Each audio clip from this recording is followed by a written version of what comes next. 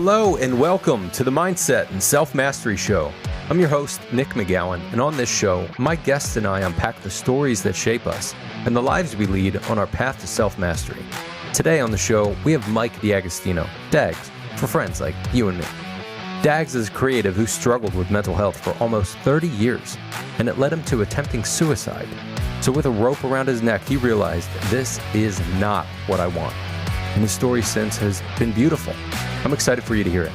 And I think his story really resonates with more of us than we'll admit, as we all nod in unison. So, let's not wait any longer. Let the games begin.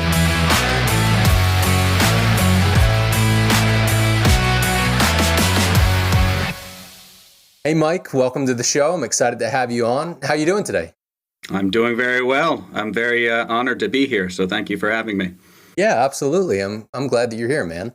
I know we chat every once in a while, but to give a little bit of context to who Mike is, where Mike came from, well, I'll leave the where Mike came from to him, but Mike and I have known each other for 20-ish years at this point. We were in a band together when we were, I guess, babies. By babies, I mean like 19, 20, 21, something like that. I think we were just about legal to drink, which was just about how we got into a lot of trouble in the city of Philadelphia. So, there's a little bit of context. Mike has gone through some stuff over the past year and a half, and I appreciate the story that he has and wanted to bring him on. But Mike, I want you to give us some context to who you are, but why don't we start off with what do you do for a living, and what's one thing that people may not know about you? I'm a reporting analyst for a small company that distributes cell phones, and one thing that I'm very proud of is that I'm a poet, but not many people know this thing about me, so I take pride. Yeah, well, you recently put out a book, right? Yeah, that's correct. I'm now a published author, something I always wanted to do, and I went straight for it. That's pretty big, man. I know you've kicked around that idea for a long time. Mike was actually the singer of the band that we were in, so had incredible lyrics, and I think when I was 20-some years old, I remember saying, hey, man, you should do some of this stuff, publish these or do something with it. So it's awesome to see that you've done that. But do you want to get into a little bit of what led you to not only publish the book, but what happened maybe a year ago around this time? Almost a year ago, I tried to commit suicide. I failed, luckily. I started by trying to hang myself and got 25 minutes into it and just told myself, you're not going to do this. And I was like, you're surely right. I'm not going to do this. But I ended up later that evening getting incredibly intoxicated and letting everybody I knew or know what I did, and unfortunately got me into a crisis center, and I learned a lot about myself, especially that I'm bipolar and it turns out an alcoholic. And a lot of what's going on in my life in the last year has been learning how to live with those two things. And it sounds like a downer, but it's probably the best time I've had in my life. Wow, that's interesting to say that. Almost committing suicide and then understanding or realizing or coming to grips with have bipolar and alcoholism, to say that that's the best time of your life. I think we need to step back. We need to step back and give us some context of where you came from and like how did you get to that point? I'm a child of divorce, and I think I go back to when that divorce happened. I was dealing with a lot at that time, although I was a kid and I didn't really take too much stock of it because I was too busy being a child. As I got older, I just realized how much of that situation led me down a very dark path. I was a very depressed child. I was a depressed teenager, and I just thought of it as, I'm down sometimes, but sometimes I'm up. It's great. I know how to deal with this. I just became so used to living that way up until that time when I tried to take my own life. I was living through misery, but just thinking, this is normal, and essentially it got to the lowest point. And, I've just been picking up myself from there. Yeah, it's got to be tough, man. I know we all go through stuff. We all go through really hard times, but we don't really know what those hard times are for each other unless we actually open up about it. So I'm really thankful that you got super hammered after you tried to do that and messaged a bunch of us about that. That's important. And if we really break that down, we're not telling people like, hey, try to commit suicide, but don't go full throttle with it. And then just drink yourself silly and text a bunch of people that you did that thing. But that was one of the best things that you could have done, to be able to actually tell people like, hey, this is what's going on. And it's funny because I've heard before that alcohol is a truth serum. And I think we all kind of experience that in different ways, where like certain things will come out because your inhibitions are down and all of that. But it seems like that was kind of trying to get out of you. So did you feel better even getting that out? Yeah, I've tried multiple times in my life, but this was the one time, like, I always did it in private. I didn't want anyone to know, because it would be a sign of I failed at life if people knew that that's where I was. But this time it was just, after I got incredibly intoxicated, I was just like, I got to let everybody know. I mean, I was finally crying for help, because I don't ask for help. And in the past year, I've learned asking for help is a very good thing to do. It doesn't mean I'm a failure. It just means, how am I going to learn? How am I going to grow if I can't ask for help? And this was my first cry for help, and it put me on a very positive path. I think of how many people are out there that are going through stuff and they don't want to go from that bridge to cross over to getting help. And there's like that delta of difference where they're like, I'm not sure I want to talk to people. How did you manage your mindset in that moment of, I have to get this out, I have to have the conversation? And I'm talking about the day after, when you were sobering up and you're like, it's out there and now we need to have these things. Oh, I felt like utter crap the day after, because I had, let's be honest, 27 units of alcohol, which isn't normal for anybody. So I won't go into it, but 27 units of alcohol on the 27th month of February. After 27 years of drinking, I got really into the number 27, by the way. So yeah, I felt like crap that time, but I had support. Unfortunately, there are some people who feel like they don't have anybody backing them. But me, when I let everybody know what had happened to me, I had all the support. One of my best friends took me to the hospital along with my wife. I would say they were understanding. It's not really not an easy thing to grasp, knowing that somebody you love is trying to do such a terrible thing to themselves. But, just knowing I had that support really was the booster that I needed to go forward, especially when I got to the crisis center. And, it was a crisis center, but one of the best weeks of my life, I got to say. Why was that? Because when I got in there, they said, you can go to your room, just take your time whenever you're ready to join us. And I was like, no, I'm here to get help. So I did not stay in my room. I didn't have anything really, but I just went straight for the recreation room, and I met with the people who were there, talked to them about their stories and stuff. I was just like, I went to every class that they had. I participated. I was just like, I need to get better. I got a call from my sister. She was crying. She was just like, dude, you need help? And I was just like, yeah, I definitely need to get better. So I've been hyper focused on not getting myself to that low point again. And the people I met in the hospital, I got to know as friendly.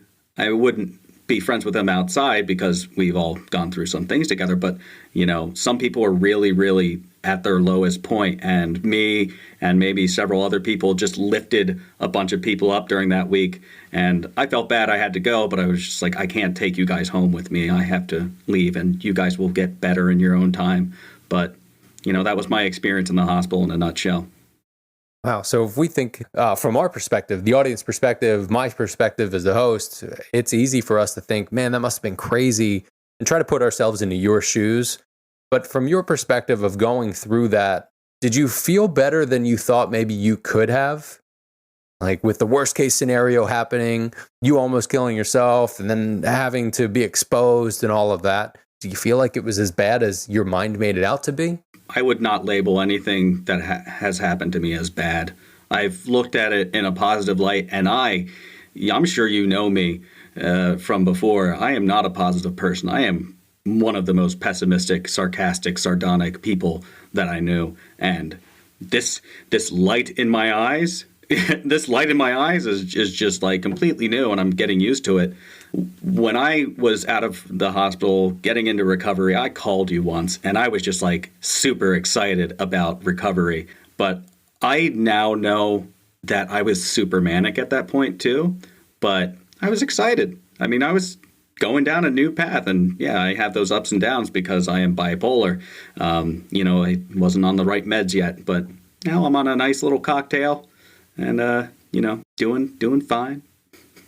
So let's jump ahead a little bit to today, to where we're at now. You've gone through a lot over the past year plus. What would you give advice-wise to somebody who's in that spot, or to, younger Michael? What advice would you have given to him? Well, I mean, just to ask for help. I felt like such an abject failure for most of my life, and I thought asking for help was the signal that you can't do this. It's just important to know that there are people out there who are backing you. So throughout the days, what do you do to be able to manage your mindset about this and not slip back into that? I go to daily AA meetings. I brush up on DBT, which is called Dialectical behavior therapy. And that has been one of the things that has most changed my life for the better. And then I meditate, and only recently, in the past 3 months, I've taken up on prayer. I'm not a religious person, but I've definitely become more spiritual as a result of AA. So those things are very important to me. And, if somebody were to tell me it's a joke, I would be like, it works for me. There was one time when I was taking CBD, and someone was just like, that's a placebo. It's just like, but it's working for me. I don't have time for you and your negativity. That's where I'm at right now. On that note, how do you deal with the people that were as negative as you were in your previous life? Well, currently I pray for them. But, I just know where they were. I know I was there for quite a long time. I don't have to put on their shoes. I wore out those shoes, Yeah. It's a tough thing to realize that everybody goes through a lot of stuff, and we don't really know what anybody's going through or how they're dealing with it unless they open up. A lot of people are afraid to be able to open up. So you've opened up and you've gone through a lot of this stuff. Do you want to give us a little bit of background of what kind of got you to that spot? Were there any major things that happened in life that kind of twisted your road and ended you up here? Yeah. Drinking was a huge part of it, in conjunction with the undiagnosed bipolar disorder. In the past, since 2020, once I was stuck inside of my house, I mean, I'm still stuck inside of my house because of COVID. I thought that New Jersey was going to close the liquor stores. So I grabbed 3 big bottles of the liquor that I liked, and I was just like, okay, I got to make these last. But when I realized they weren't closing the stores, I went, well, I finished a big bottle every week. And if that wasn't a sign that I have a problem, well, I totally ignored it. But it was the isolation, the drinking, just major depression. I loathed myself. It all just kept beating at me. I know early on in the pandemic, it was like 2 weeks of being home by myself working. I just broke down and cried because my mind was starting to think suicidal thoughts. And I was just like, I can't do this for much longer because I don't want to do this. I don't want to hurt myself. But my mind was just like, maybe it's time. So that was early on. And then I talked to a doctor. They were like, you need to get therapy. I was just like, okay. So I got therapy, and I had a really terrible therapist for a while, but it got me through. Yeah. I mean, I told him that I had suicidal ideations. He was just like, but you don't have them right now. I was like, no. And he's like, okay, that's good. I'm like, that's a red flag. Hold on. Time out there, buddy. Yeah. We're not moving along yet. But all of that just coalesced and came to a head and led me to that dark time. Now you've gotten past that dark time, but I know that those dark times are still in the shadows. Those are still there. So this isn't all, this episode isn't about all doom and gloom and all of that. And like you said, you don't see any of it as a bad thing. So let's talk about the positive sides of this. Now that you're beyond that, where are you at today? Well, it's totally the other side of the coin. I hated myself for so long that now I'm learning what it's like to love myself, to value myself, to know that I have purpose. I create these things. I'm a poet. I write songs. I sing. I was doing that beforehand, but near the end, it was very hard to do those things enjoyably because I was dousing my brain in alcohol so much. But now, on the flip side, used to read so much, and I still read to this day, but all the knowledge that I had there, when I took the alcohol away, it was just like, all these things. And it was just like a whole burst of knowledge just kind of came out. And from there, I had a burst of creativity, which led me to starting to record songs that I wrote long ago, just re-recording them for posterity. I enjoy what I'm doing and creating the book, all these things. And that was during a very manic time, but it's kind of still going. I enjoy creating things. To hear that your creativity kind of bloomed from your recovery is huge, because think about us growing up and the amount of substances we put into ourselves to create music. We're going to get drunk and do other things and whatever and be able to write jams and work through that stuff. I think back to the days living in the city when we would go through that and we didn't understand what we were doing to ourselves, when those things tend, to turn into coping mechanisms. So it's wild to hear your story of your enlightenment, because a lot of people don't ever get to that point to be able to get through that stuff, to feel that enlightenment. So now that you're in that creative space, how is that different than where you were before? Can you explain that a little bit for us? Yeah, it's different because my mind is working on all cylinders now. Before I was, deterred by the stuff I was putting inside my body, thinking that was making me all the more prolific.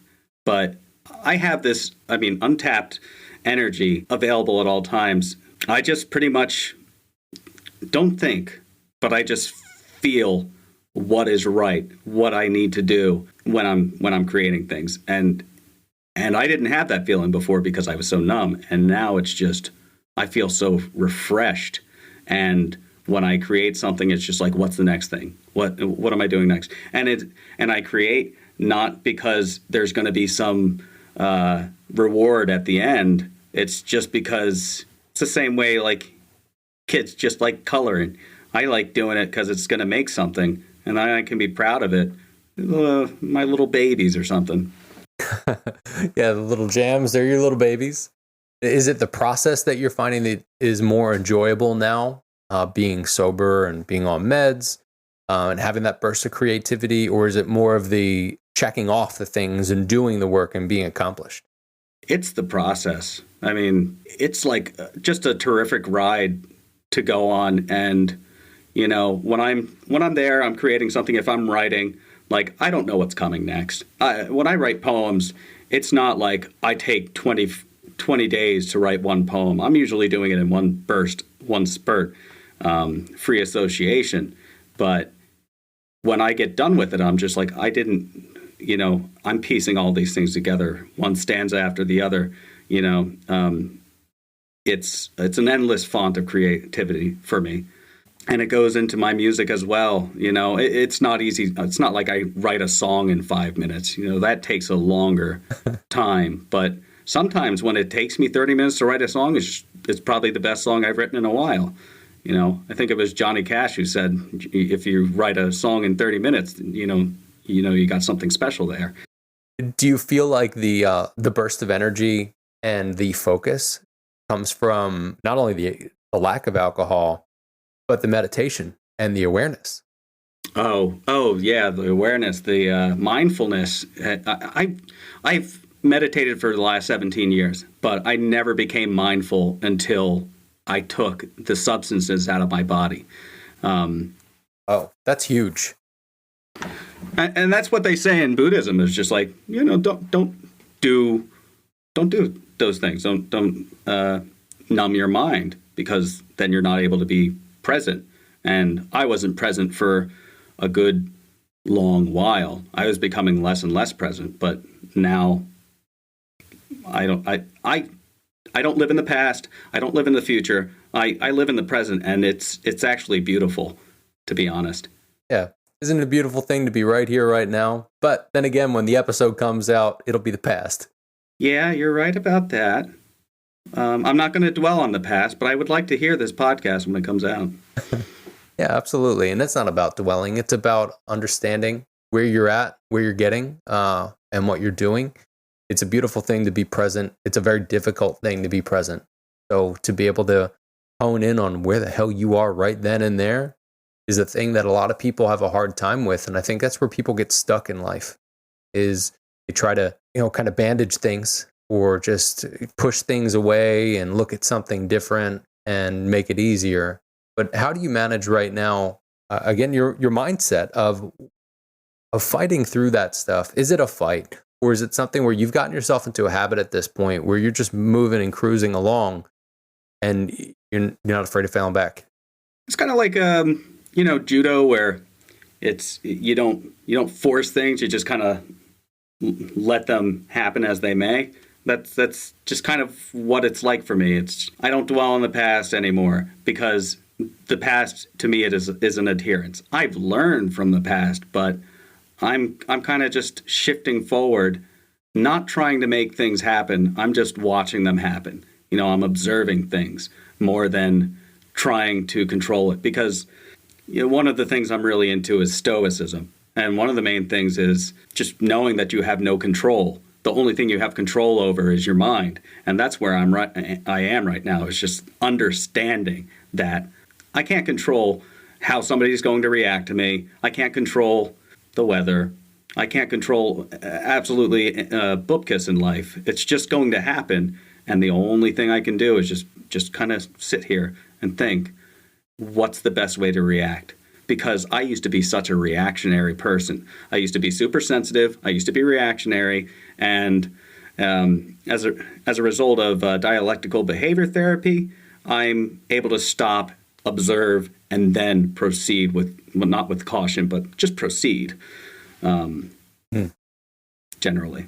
You going to break that down a little bit for us? Tell the audience what that therapy is about and how it's been for you. Basically, a lot of it has to do with mindfulness, staying in the present moment, but at the same time, they have something called STOP. S-T-O-P. The S is for stop, T is for take a step back, O is for observe, and P is for proceed. There's a lot more to it, things called wise mind, but it's generally just not being hyper-reactive. I don't know. It's just changed my life. You know, break down what one of the sessions could look like for you? Oh, it's not really a session. They're like tools I can reach out to anytime. In order for me to keep them going, I study them every day, along with studying AA. It's just understanding things like having boundaries, interpersonal, physical, mental boundaries. You have to be willing to go forward rather than, shrink away from things. It's basically everything that I've been through, everything that I've created post the suicidal episode. It's just all about moving forward. Now, this sounds like it could be a lot of stuff. So you went through that rough situation and started to move into recovery and to be able to get help. We've already covered a bunch of different things that you've done, you've gone through, you're doing, what you're, what certain pieces are within your day, that this could almost sound like too much. There might be somebody that listens to this that goes, yeah, I'm going through stuff, but God, I don't want to do all that stuff. Just a lot. It's work. You have to put in all that work. Now, how do you keep yourself going with the work? It's just from knowing the benefits of it, really. I know that the work that I'm putting in, I'm going to get back. It's a lot of return on investment, you know? Mm-hmm. Yeah, your self ROI. Do you have any sort of morning routines or evening routines or anything like that? Any specific habits that help you? Yeah, before I work, I'll read out of the 12 and 12 steps of AA. I'll study up on them. I'll do a prayer, which is it's called an Atheist Prayer, but it's what I was looking for. It's generally just praying for everybody to have happiness and to not have suffering, to relieve people of their suffering, to give them happiness. Like I said, I'm only new to prayer, but I don't want to pray for things for myself. Like, I don't want to pray for a big car. I don't want to use, whatever the supreme being is as some sort of Santa Claus. I would much rather people having it easy. And I don't realize that when I pray for all people, I'm also praying for myself. So that's a big part of it. But then I'll, of course, brush up on my DBT skills. I'm looking at a bunch of flashcards that I study up on each day just to make sure I keep my tools sharpened. Yeah, it's almost like a workout. Yeah, and I also exercise daily. It hasn't shown on my body yet, but it does really, just knowing that I wake up, get out of bed, and I go straight to exercising definitely sets me in motion for the rest of the day. See, that's huge right there. That's a thing that some people tell me they get up and they work out and they'll kind of bitch and complain about it. Be like, yeah, I get up and I do this, but I hate it. I'm like, well, wonderful. How is it? It sucks. I'm like, that's because you hate it. So why do you hate it? What's your deal? And they fight with that. Where there are other people that will get up and they'll jump into it because they're excited to get into it. Now, do you get into it because you're excited, or do you get into it because you see it almost like a priming of yourself to get yourself ready for the day? It's more of a priming myself to get ready for the day. It's body in motion stays in motion. That's pretty much where I am. And I've been exercising for a very long time, but now that I do it, and with everything else that I've talked about, it really just invigorates my mind. A lot of mental training and physical training. It just makes my life. Studying AA and going through my DBT. I also like to just read a few pages out of a book that gives me wisdom. One of the books you gave me, I can't remember what it's called, but it's about the subconscious. Powers of the subconscious mind? Yeah, that's it. But I'll read a couple pages of that. I don't read it all in one chunk. When I read, I like to find nuggets of wisdom, and I read books with wisdom in them just to, again, like I exercise, just to invigorate my mind, my body, everything. That's something different this year than you had done a couple years prior, right? When you were reading, you weren't just reading for nuggets of wisdom. I mean, I was reading for nuggets of wisdom. I've always been trying to solve whatever is wrong with me. But now that I know what's wrong with me, I don't use it as a crutch saying, oh, I'm bipolar, I'm like, I'm bipolar. Yeah. And I look at it like it's something that I like to lean into. I learn from it. When I was younger, when you knew me, I was starting to get really anxious. Like, I didn't know what anxiety was really until I moved to Philadelphia. But once I learned that I had anxiety, I was just like, okay, so how are we going to deal with it? I still get anxious, but I know what it is. It's like knowing the name, knowing the symptoms, you just kind of learn how to not make it define you, but you define yourself, essentially. Yeah. It sounds like awareness is a major point to that, because if you were not aware of what your problem was or what the issue was or anything, you wouldn't have been able to do anything with it. So now that you're able to absorb that and have that as a piece of you and understand that it is not just you, that it's a piece of you, it's a big thing, man. I mean, it's, again, being mindful of the situation. And again, I credit DBT, that I'll stop talking about now. You can talk about the things you're passionate about. I mean, that's part of the whole deal with the podcast, is be able to talk through this stuff, kind of unpack these things. So now that you're healthier, you're growing, you're healing, what does it look like for you moving ahead? Wow, that is a great question because, like I said, I don't live in the past, I don't live in the future, but where am I headed? I have no huge goals, but I am working on a second book right now. Nice. I'm excited about that. I'm going to continue working on music because it makes me feel good. I'm going forward. I'm just focused on, continuing with AA, doing service. I want to be a sponsor to somebody eventually, but that just kind of comes as it comes. But I'm looking forward to more so helping people. And if I see somebody in pain, I want to be there for them. I'm not going to be a knight in shining armor or anything, but I just want to at least be an ear that they can talk into, because it's good to talk. Yeah. I have a therapist now. I get to talk with him for an hour. Sometimes I just shoot the shit. Other times we get into some really deep things that I didn't even know I had on my mind. But when I talk to people, I find sometimes that they get comfortable with me and they find themselves in a comfortable space where they can be vulnerable and revealing. And it's not like something I use as a weapon against them. It's because I generally care about them, and whatever they're going through, I'm not going to dishonor their trust. But that's who I want to be going forward. Is I just want to be there for people who are in pain and suffering. It takes a lot to be able to get to when we think of how people hurt people and hurt people. They typically don't look to be able to help people because they're hurt. Even of myself, there have been different times where I've said, screw this person or screw that or what have you, because I don't feel good about myself.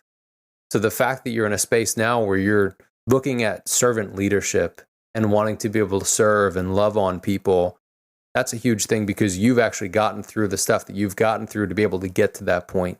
So for the people that are in the audience that aren't at that point, what do you suggest for them to be able to do to actually get to that point? There's a quote that I came across recently, and it's Eugene O'Neill. He said, "God gave us mouths that close and ears that don't. That should tell us something." And one of the first things I did when I got out of the hospital was I went to a sensory deprivation chamber, and I just closed my mind for a good hour. And I expected to have some sort of spiritual experience, but I was forcing it. So at one point, I just kind of breathed in and out, and I just started hearing this white noise. And then I had that spiritual experience I was looking for. And the main thing was shut up, or it was shut the F up, and listen. And if you are going to get better, you're going to have to listen and take somebody's advice and not get in your head about it and be like, they don't care about me. That's unfortunate. And that's how it feels. And I know that's how it feels because I lived it for so long. But once I really realized there are people in my corner, it opens up the door of possibilities to get better. So, in short, shut up and listen. Yeah, makes total sense. It's such a simple thing. Yeah, you're totally right. It is such a simple thing. It's a simple and a stupid simple thing where you just need to do it. It's also funny how some people think God or the universe or our intuition or the genius or whatever you want to name it will speak to you in certain eloquent ways. I always think when people are like, and all the thys and thous and all that stuff, like I don't expect God to show up and be like, thou does this thing. I'd be like, what? Are you kidding me? But I've also heard that too, where not the shut the fuck up, but I've heard the different things that are just extremely loud and they're full through your entire body where you feel every bit of it. But you've got to be able to get to that point where you get past yourself to be able to actually be open and listen. Because if you're not, and your brain's just going and going and going, and you're just pouring shit on top of it and trying to clean it up. Yep. That's just a shitty situation. I think a lot of people think they know so much. I mean, they're in tune with their brain. That's because they spend so much time up there. I spent a lot of time up there. I had cozy furniture.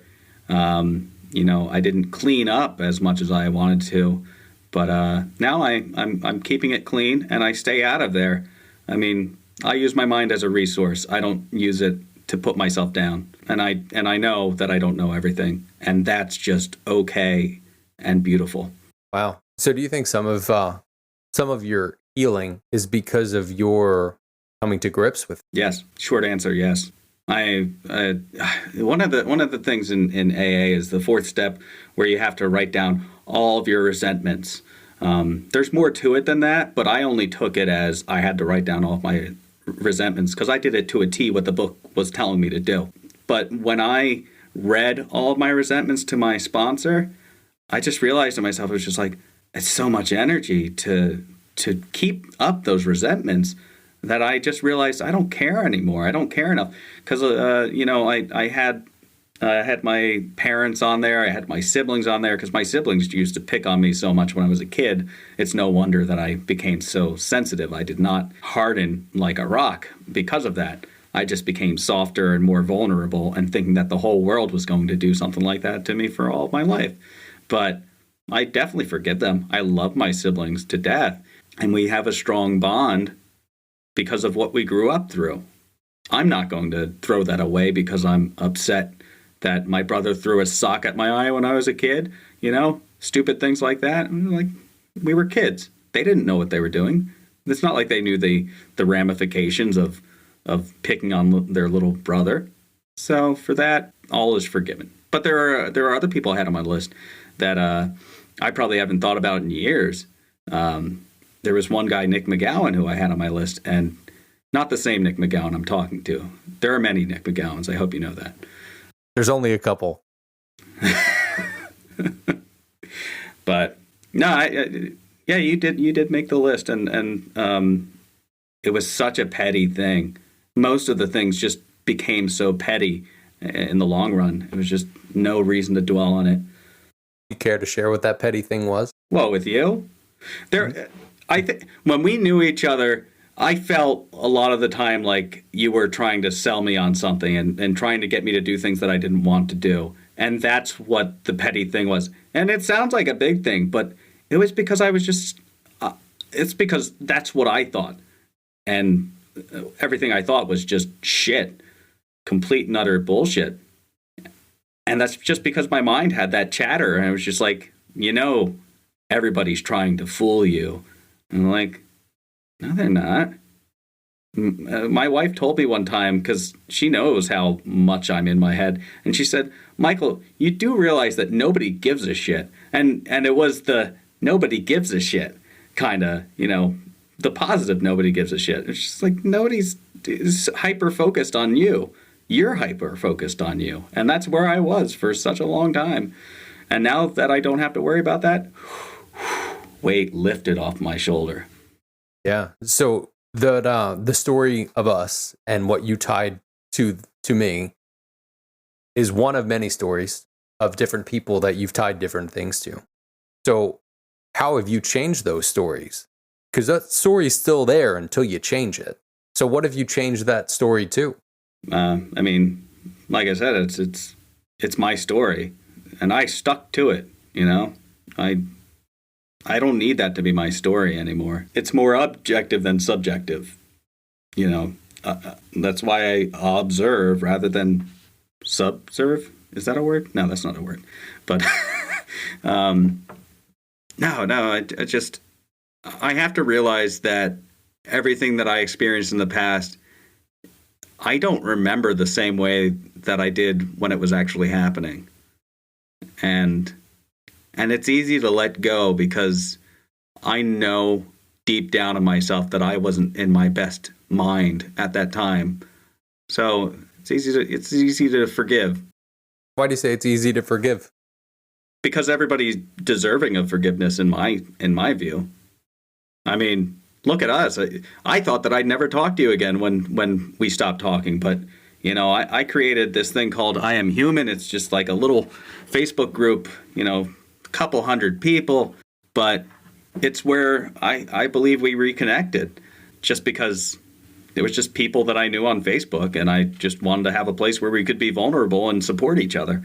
And that's basically what that was. You jived with it, And it's not like I said, hey, let's give Nick another chance. It was just like, hey, I want to reconnect with Nick because I haven't talked to him in a while. And then when I met you again, I realized we have changed immensely since we knew each other in our early 20s. Just so much life had happened, and it was so much of a good thing. I was still going through it when we reconnected, but I think I was in a cocoon. I was just aching to pupate. Now I'm a little butterfly. We flip, flip, flip, flip. Those are my wings flapping. If you couldn't see it, you could hear it. The flip, flip. Well, you set up that group, I think, subconsciously to help yourself. Yeah, it was subconsciously to help myself, and I find myself using it less and less because I'm helped, But that group was a result of one night when I got incredibly drunk. I call my drunk self Drunk Mike, and Drunk Mike makes a lot of bad decisions. But I am human, good decision. Telling people about my suicidal tendencies, good decision. They only led to good things. In essence, when I tried to commit suicide, I basically did away with my old self. A phoenix. Yeah, rising from the ashes. And I feel my mind feels fresh like a newborn babe. Well, it's perspective, right? Oh, if you're always in the negative and you're looking at negative, then guess where your mind's going to be? Mm-hmm. The negative. If you're looking at the positive side of things and you're always looking at the positive side of things, and you will always look at the positive side. So there's balance to that as well. You don't want to have those complete tosses and turns from going back and forth, but finding balance in it. It sounds like Stoicism has helped with some of that as well. You want to go into why you kind of went down that path? Because somebody called me a Stoic once, and I was just like, I don't know what that means. Then I looked it up, and I was just like, oh, yeah, maybe I am a Stoic. And I'm not I did, honestly, before I wouldn't see myself as a Stoic because, you need a really good constitution to be a Stoic. And it's not about like, I'm exactly where I want to be right now. I'm not overly positive. I'm not super negative. I'm somewhere in the middle, and it's a wonderful place to be. And that's what I see Stoicism as. It's generally controlling your mind. And luckily, I fell into AA, and they have something called the Serenity Prayer. God grant me the serenity to accept the things I cannot change, the courage to change the things I can, and the wisdom to know the difference. And it's the wisdom to know the difference that I've been overlooking for the last several months. But I was in a meditation AA group the other night, and I was just like, the one thing I didn't realize, the best part of the Serenity Prayer is the wisdom to know the difference, to know that you have completely no control, and that's just okay, because as long as you have control over your mind, that's the thing you can change. You can change your mind, and the power of the mind is just amazing. I'm sure you understand that, especially, if you read that book about the subconscious. It's just what you can do. I know in that book, stop me if I'm talking too much. No. I know in that book, there's one thing that I really jived with was it's saying, like, you're the captain of a boat, and your subconscious is the people in the lower decks who are just, like, shoveling the coal, making all the machinery work. If the captain tells them to go this way, they're not thinking about the overall ramifications of it. They're just like, okay, you want to be negative? I'm going to be negative. It's a mind shift that to somebody who's going through a lot of bad things at this time, it's somebody could say, oh, you just flip the switch. It's that easy. It's not that easy. That is one heavy switch to flip, but you can do it as long as you're telling those gentlemen in the lower decks, this is where we're going right now. We are steering away from those ice caps. So what's the tool that you use that others could use to be able to steer the ship like you're talking about and get to their subconscious? I don't want to say fake it till you make it, because that doesn't seem right, but it is generally that. It's telling your mind that things are better than they seem. I trained my brain to understand that the darkness isn't such a terrible, frightening thing. I learned from the darkness. I went to very dark places. I thought very dark things. I know what they do. I know the same way that I learned from being bipolar.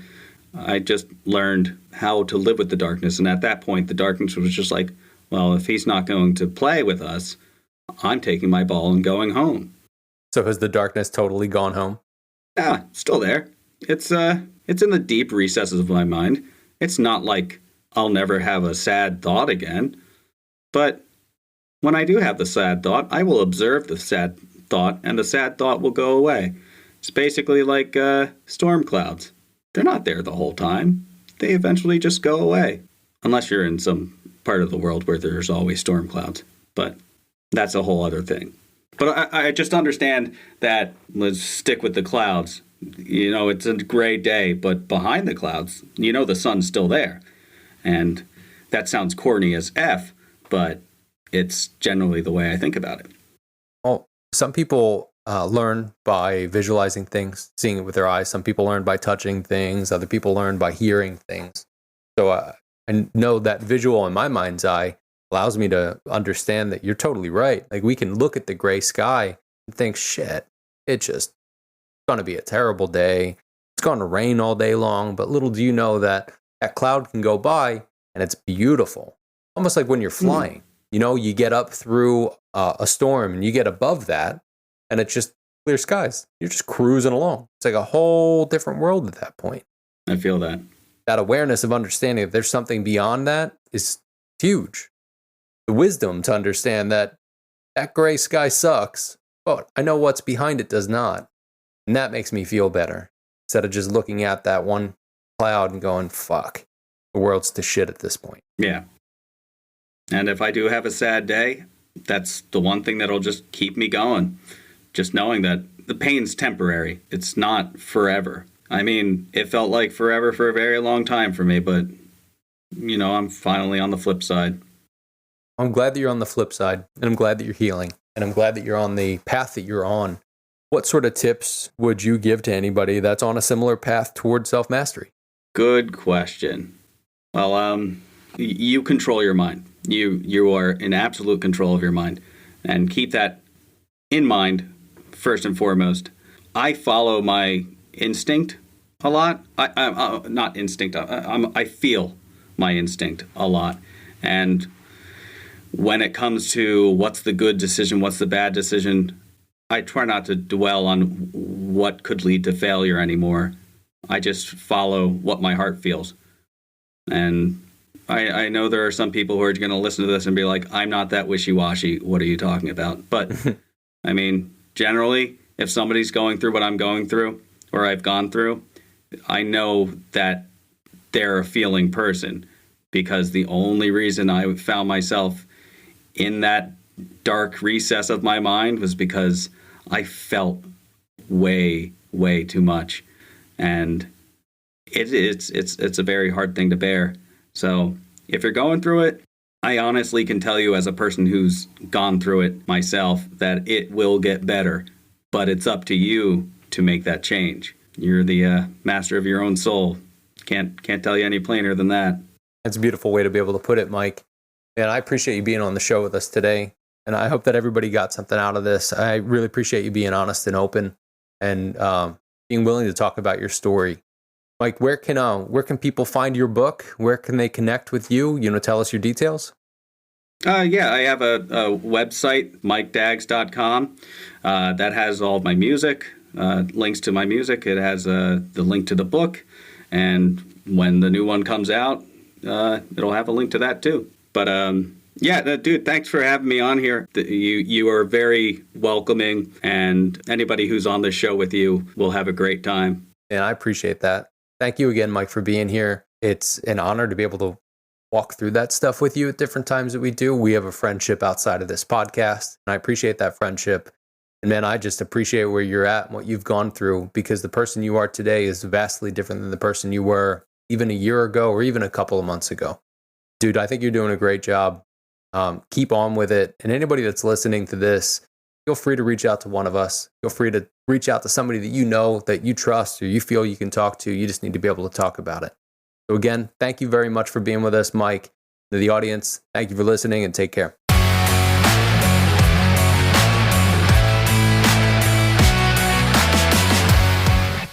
Another great conversation on today's episode of the Mindset and Self-Mastery Show. Something that stood out to me about this episode was how Dags' subconscious was calling out for help. Think about that for a moment. The subconscious knows what to do and was taking steps to help outside of what could seem like its normal means. What do you think, though? I'd love to hear your thoughts on the conversation today. And if you enjoyed the episode, please jump over to iTunes and subscribe, rate, and leave a 5-star review. It's very much appreciated. And if you really enjoyed the show today, go ahead and share it with your friends. We covered a pretty tough subject and got some great tips that really work for all of us. And check out the show notes for more info and contact info for Dags. And check out the other episodes on the Mindset and Self-Mastery Show.com, as well as our YouTube channel, The Mindset and Self-Mastery Show. Thank you again, Mike, Dags, for being on the show and being honest, real, and raw with us. And thank you to you, the one letting us share deep, personal conversations. I hope it's as meaningful to you as it is for us. And thanks for hanging out with us today. And with that, remember, your mindset matters, and so do you.